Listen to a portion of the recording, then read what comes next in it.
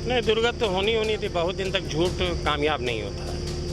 बहुत दिन तक झूठ के सारे इनकी दुकानें चलती रहीं और अपने आप में राकेश राठौर बन के लड़ रहे थे। तो ना कोई चाल थी, ना कोई योजना था। लोग दिल से, आत्मा से चुनाव लड़ रहे थे, इनको हटाना चाह रहे थे। प्रत्याशित परिणामों के साथ सीतापुर के रिजल्ट को लेकर एक बार हम फिर खड़े हैं।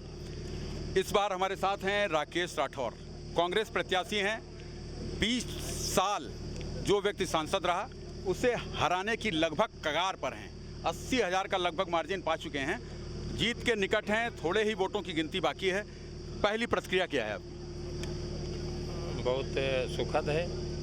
ये चुनाव मेरा लोगों ने लड़ा, जनता ने लड़ा, मेरे सहयोगियों ने लड़ा, मेरे परिवार इष्ट मित्रों ने लड़ा। सबका बहुत बहुत आभार, धन्यवाद। हमारे नेताओं का भी बहुत बहुत आभार, धन्यवाद कि उनका आशीर्वाद हमको मिला, उन्होंने हमको इस लायक समझा और ये सीट छोड़ी, ये टिकट हमको भेजा। तो सबका बहुत बहुत आभार, धन्यवाद। और ये सुखद है, काम करने की जिम्मेदारी मिली है। हम लोग पूरा प्रयास करेंगे कि ज़्यादा बेहतर रिजल्ट दूँ और 20 साल से जहाँ ये खामियाँ थीं इस लोकसभा क्षेत्र के अंदर, उनको पूरा करूँ।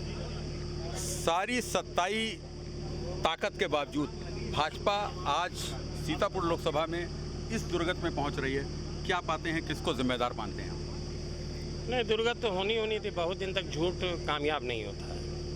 बहुत दिन तक झूठ के सारे इनकी दुकानें चलती रहीं, इनकी नैया पार होती रही, लेकिन अब बेनकाब हुए हैं।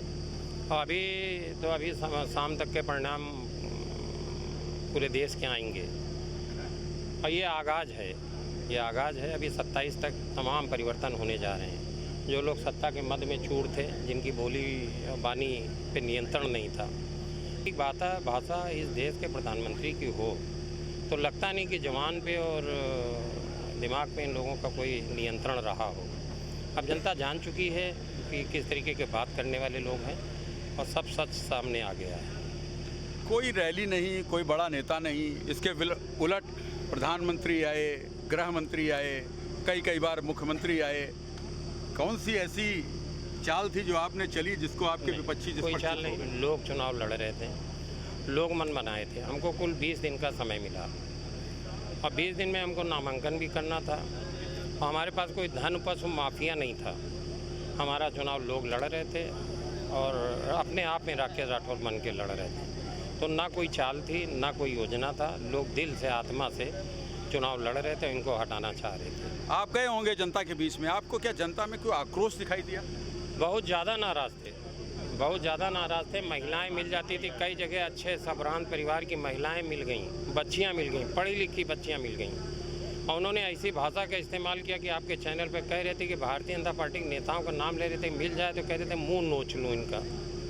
लोग परेशान हैं, किसान परेशान है, छात्र परेशान है, नौजवान परेशान है, व्यापारी परेशान है, हर वर्ग परेशान है। किसानों को इन्होंने खेतों में पहुंचा दिया, मचान पे सो रहा। मैं उधर रेवसा किनारे घूम रहा था, लोग इतना ध्रुवित थे, इतना दुखी थे। लोग कहते थे भैया रात में बच्चे बचाना मुश्किल है, सियार उठा ले जाता है। आप कल्पना करिए किस युग में लोगों को ले आए। किसान शाम को अपने घर में जाके कम से कम अपने बच्चों के परिवार के बीच 2 रोटी खा के रूखी सूखी चैन से सोता तो था। आज उस किसान को इन्होंने खेतों के अंदर पहुँचा दिया, मचानों पे पहुँचा दिया। छात्र बेचारे बार बार पेपर दे रहे हैं, बार पर्चा लीक हो रहा है इनका। तमाम तरीके के नए प्रयोग कर दिए, पेट की परीक्षा लागू कर दी। वो ट्रेनों के अंदर भूसे की तरीके से नौजवान भरा है उत्तर प्रदेश का, इधर उधर पेपर देने जा रहा। अरे किस तरीके की योजनाएं हैं? आप अपने सीतापुर की बच्चियों का सेंटर सीतापुर नहीं हो सकता और सीतापुर की बच्ची पता चला आप रामपुर भेज रहे हो, बार हर साल भेज रहे हो। तो अजीब तरीके के लोग थे। ट्रेंड से साफ है कि आप लगभग सांसद बनने की स्थिति में आ गए। टारगेट क्या है अगला क्षेत्र के लिए और स्थानीय राजनीति उसके लिए? देखिए, जो बुनियादी ज़रूरतें होती हैं लोगों की, शिक्षा, स्वास्थ्य, रोजगार, उसके ऊपर आपको अमूलचूल परिवर्तन दिखेगा। और हम चुनौती समझ के राजनीति में हैं। 5 साल में विधायक रहा, मैंने अपने मकान पे, कार्यालय पे विधायक नहीं लिखाया, गाड़ियों पे विधायक नहीं लिखाया और बहुत सादगी से 5 साल एक बड़ी मजबूत सत्ता से लड़ता रहा।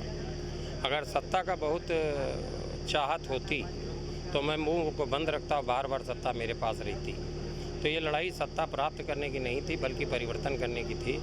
ये जो बुनियादी ज़रूरतें हैं उनके ऊपर परिवर्तन दिखेगा, सड़कों के ऊपर, यातायात के ऊपर, बिजली के ऊपर, पानी के ऊपर, तमाम क्रांतिकारी परिवर्तन आपको दिखेंगे।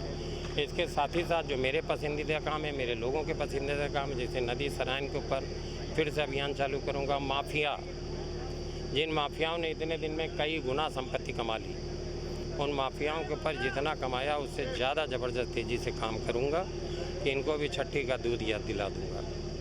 तो ये थे राकेश राठौड़, जो दशकों से निष्क्रिय पड़ी कांग्रेस को जीत के मुकाम पर लाकर जिन्होंने खड़ा किया है।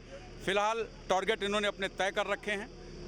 उस टारगेट पर आगे कितना ये कामयाब होते हैं वो तो भविष्य बताएगा, लेकिन जीत के मुहाने पर बिल्कुल खड़े हैं।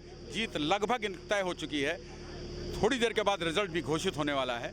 ऐसे में आगे इनके टारगेट्स पूरे हों, क्षेत्र की जनता को राहत मिले, ऐसी कामना के साथ अरविंद मोहन मिश्रा, यूपी तक के लिए।